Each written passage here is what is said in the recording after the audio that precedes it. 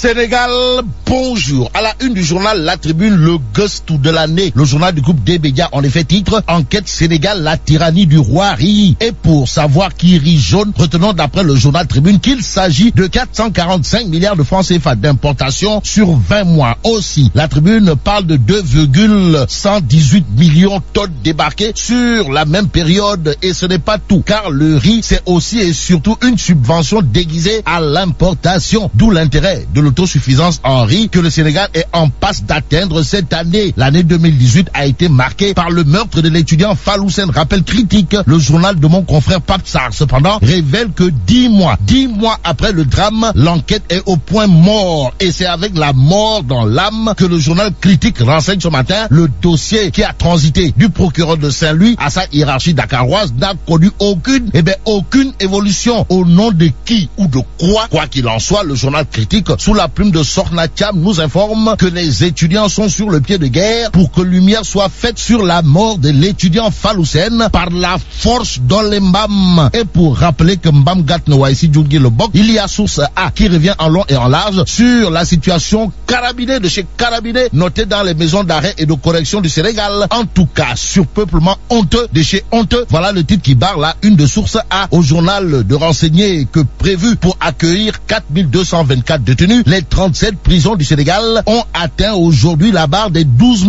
040 pensionnaires, soit un surplus de 7816 détenus. D'où la sortie au vitriol de Maître Amadou Diallo, président d'Amnesty Sénégal, qui dans source a dit billahi, wallahi, watalahi, quels que soient les moyens alloués, si la question des longues détentions préventives n'est pas réglée, le surpeuplement des prisons demeurera. Ce qui demeure constant en politique porte sur un fait, à savoir certains jeunes appelés à manifester sont en réalité des réalités utilisées comme des nègres de service, voire des marche-pieds. Cependant, source A dans ces colonnes nous informe que Ahmed Aïdara et son mouvement Guédiawaye la Bok ont rendu visite aux jeunes récemment élargis de prison en présentant des condoléances ici et là. Que retenir d'autre? Sinon, d'après toujours source A, les jeunes récemment élargis de prison ont tenu à dire à Ahmed Aïdara qu'il mérite pleinement, voire amplement, la mairie de Guédiawaye. Notre source A 24 heures. Pendant ce temps, nous livre que celui qui discute avec Khalifa Sall, c'est Idrissa Seck,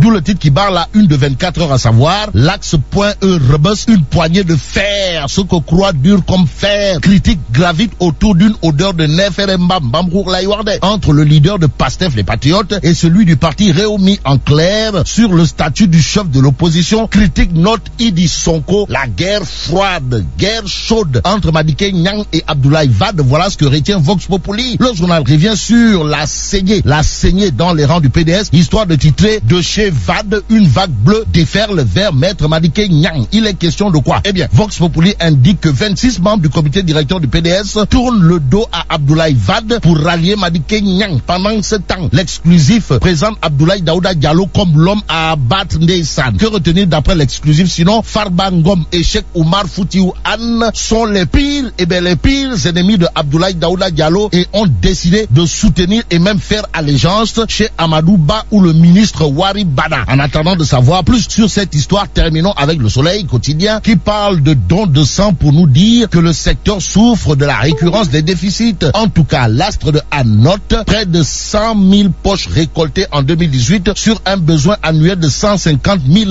Et là, mais la tidong de. Faut-il dire un ou jubilahi mina shetani rajim ou kautef? Bon, vive le Sénégal.